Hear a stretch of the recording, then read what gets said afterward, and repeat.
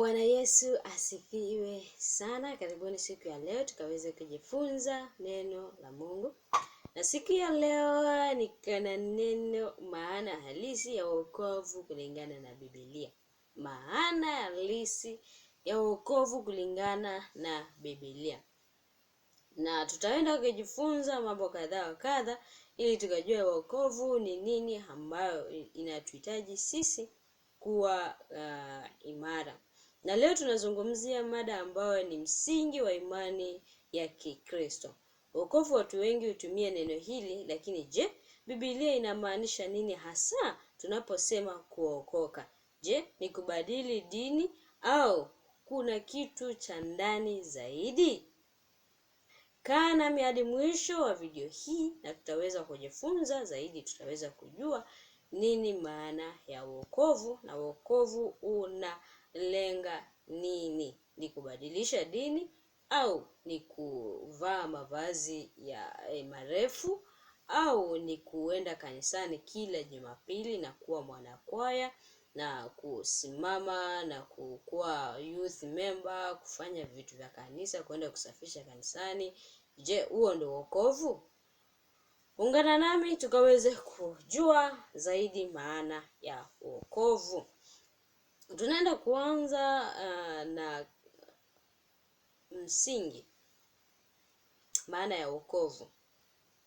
Wokovu maana yake ni kuokolewa kutoka kwenye hatari kulingana na Warumi 3:23. Warumi mlango wa 3 mstari wa 23 inasema, sote tumefanya dhambi na kupungukiwa na utukufu wa Mungu. Sote tumefanya dhambi na kupungukiwa na utukufu wa Mungu. Hivyo, hatua ya kwanza ya wokovu ni kuokolewa kutoka kwenye hukumu na adhabu ya dhambi, ambayo ni mauti ya kiroho. Ni kama mfungwa aliyepewa msamaha wa rais wakati alikuwa anasubiri hukumu. Huu ni ukombozi wa roho yako kutoka gerezani. Bwana Yesu asifiwe.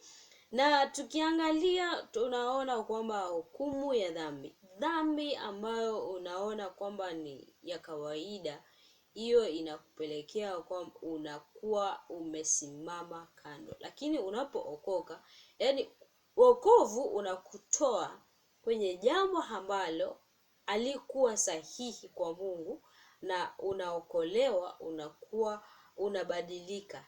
Ile dhambi ilikuwa inakusukuma unafanya kitendo ambacho hakimpendezi Mungu, unaanza kutenda kitendo ambacho kinampendeza Mungu. Kwa mfano, ulikuwa mwizi na umeokoka. Mungu amekuokoa, umeacha wizi. Unasikia kila mtu anasema, yule ameokolewa na wizi, umeokoka kwa wizi. Yaani umeacha wizi, umeanza kuwa mwema. Umeokolewa kwa jambo mbaya, umerudi kwa jambo jema. Ulikuwa ni mtu unayewaza zinaa mchana na usiku, ni mtu unayewaza zinaa. Umeokolewa, unaanza kuwaza mambo ya Mungu.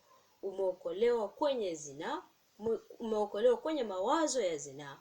Umeanza kuwaza ya Mungu, umeanza kuwaza mema, umeanza kuwaza matendo mema, matendo ambayo yanakufanya wewe unajikuta unapata amani nyingi, unajikuta unakaa maisha ambayo wewe mwenyewe unasikia uko sawa, uko comfortable.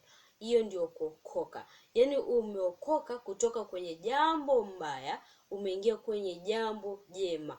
Ndio maana unasikia tunaambiwa unaokoka kila siku. Wokovu ni kila siku. Wokovu si siku moja tu. Wokovu ni kila siku. Kila siku una hatua fulani. Kwa mfano, leo umeokolewa kwa hili jambo, unajikuta umebadilika. Kesho unajikuta lile jambo lilikuwa limekulemea, umeokoka kwayo, umejikuta umeacha, unaanza kutenda jambo jema. Hiyo ndio umeokolewa kwalo.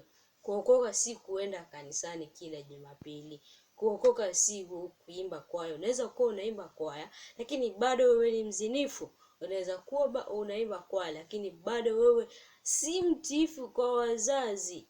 Wazazi wanahuzunika kila wakati, wanakunenea mabaya kila wakati. Inaweza kuwa wewe ni mwimbaji wa kwaya, wewe ni mkubwa wa youth, wewe unafanya vitu vingi kanisani, lakini unapotoka kuanzia Jumatatu mpaka Jumamosi, mpaka wengi wanakuuliza, kwa haya mambo unayoyatenda, je, umeokoka? Hii kuimba kote kwaya, haya ndio maisha unayoishi? Hapana, unafaa ukiokoka matendo yako yaonekane yakiwa mema mbele za watu. Hata mtu akikuona anasema kweli wewe umeokoka, kweli wewe ni mtu wa Mungu. Unafaa usimame kwenye wokovu ambao ni halisi. Na tukiangalia pointi namba mbili, karama ni karama, si malipo. Ni karama, si malipo. Hapa ndipo watu wengi huchanganyikiwa. Biblia inasema katika Waefeso 2:8-9 kuwa kwa maana mmeokolewa kwa neema kwa njia ya imani, wala si kwa matendo. Hii ina maana gani? Wokovu si kitu unachofanyia kazi kama mshahara. Huwezi kuwa mwema vya kutosha ili ununue. Ni zawadi, gift kwa kizungu, ambayo Mungu anakupa bure. Unachotakiwa kufanya ni kuipokea kwa imani.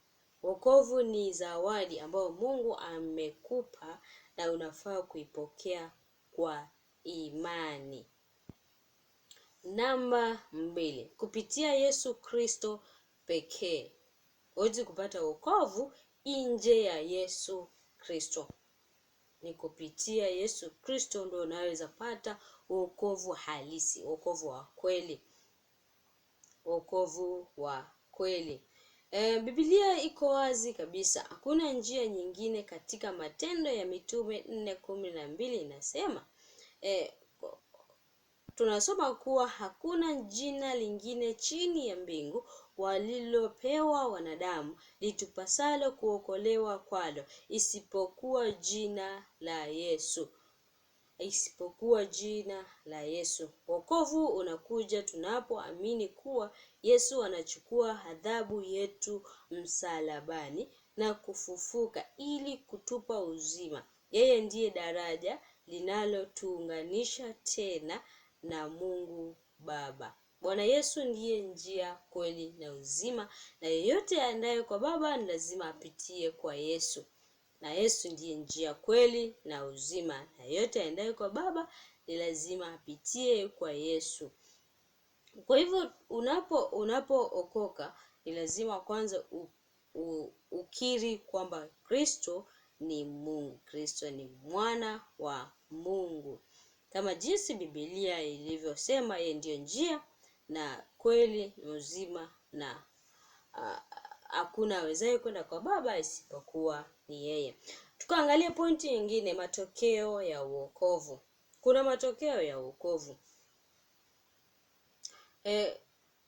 Mtu akiokoka, nini kinatokea? Mtu akiokoka, nini kinatokea? Kitu cha kwanza, amani. Unapata amani ndani inayopita ufahamu. Unapata amani ndani ya moyo wako. Unajisikia amani. Unapopata wokovu unajisikia amani isiyoweza kudhibitika. Unasikia tu uko na amani, unasikia tu uko na furaha, unasikia tu uko sawa. Inakupa kuwa na amani.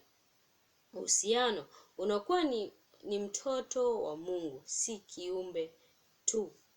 Unakuwa ni mtoto wa Mungu, si kiumbe tu. Uzima wa milele. Unakuwa na uhakika wa maisha baada ya kifo. Unakuwa na uhakika wa maisha ya baadaye baada ya kifo.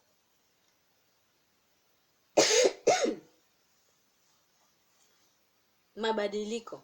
Roho Mtakatifu anaanza kubadilisha tabia zako. Roho Mtakatifu anaanza kubadilisha tabia zako unapookoka.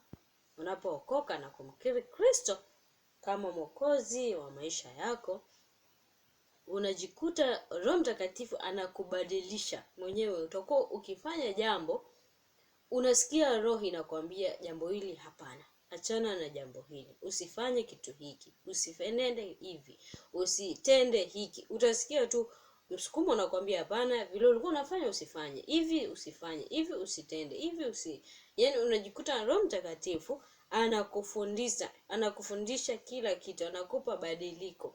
Unajikuta unabadilika hatua baada ya hatua. Kila hatua unayopiga unajikuta unabadilika. Kila hatua unayoenda unajikuta unabadilika. Wewe mwenyewe unajikuta maisha yako yanabadilika kila kuchao.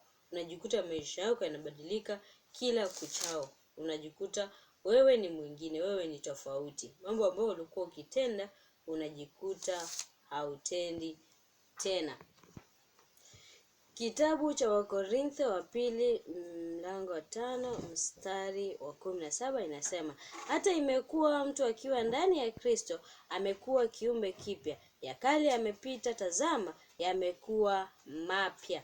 Unapokuwa ndani ya Kristo yote yanakuwa yamepita na unakuwa mapya. Kwa hivyo wokovu si tukio la mara moja tu la kwenda kanisani, ni mwanzo wa safari ya maisha mapya ya Mungu. Kama unahisi moyo wako unahitaji amani hii na wokovu huu, Biblia inasema leo ndiyo siku ya wokovu. Asante kwa kutazama video hii. Mpaka kipindi kingine tutakapoendelea kujifunza neno la Mungu, na Mungu wa mbinguni akubariki sana. Shalom.